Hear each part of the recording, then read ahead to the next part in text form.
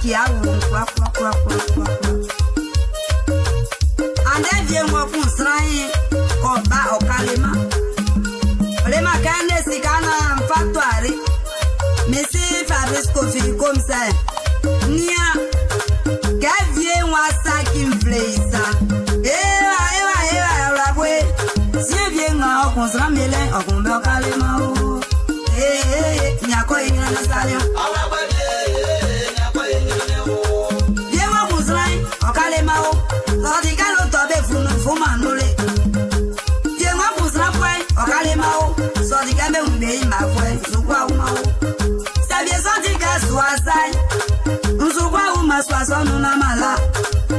Gavi mwa kumbe fwe, Kalemao, Tienwa tika makwa rara miao. You know say.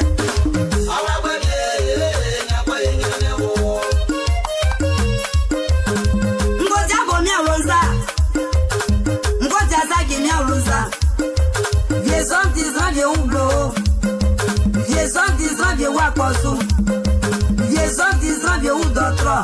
Et ils ont déjà également son ciel sous sa nion. Alors l'on y a mis bladé, et je vais faire.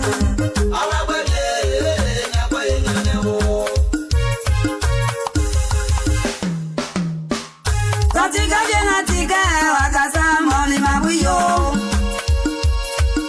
Tatika bien atika, wakasa moni mabuyo. Nyaje kanyoyo, bien wa bomiaro. Anagama bien kanyoyo, bien wa bomiaro. Nyamya de yo, et je vais faire. Allons voir Léo, la vieux, et je vais faire. Anagama bien kanyoyo, et je vais faire. Baba Josie Théo, Antimoti, et mes mamans, Yamyo. Odiana amuyo, Zoti go kwa fire amuyo. Ana mavete aigara mige. Amuyo, Zoti alabwe amuyo. Wakaja alabwe watalonso ao. Wakajingo kwa watoiso. Njabye kanyoyo, jaule. Ana mavye kanyoyo, jaule zokere. Aranja Dimitri, ukamima. Et fomba longa, et ouais.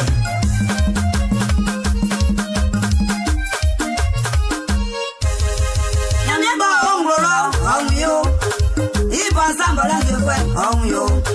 Nyamye blade, soué fait. Viens moi qu'on s'en calme, nyako ingena sanyo.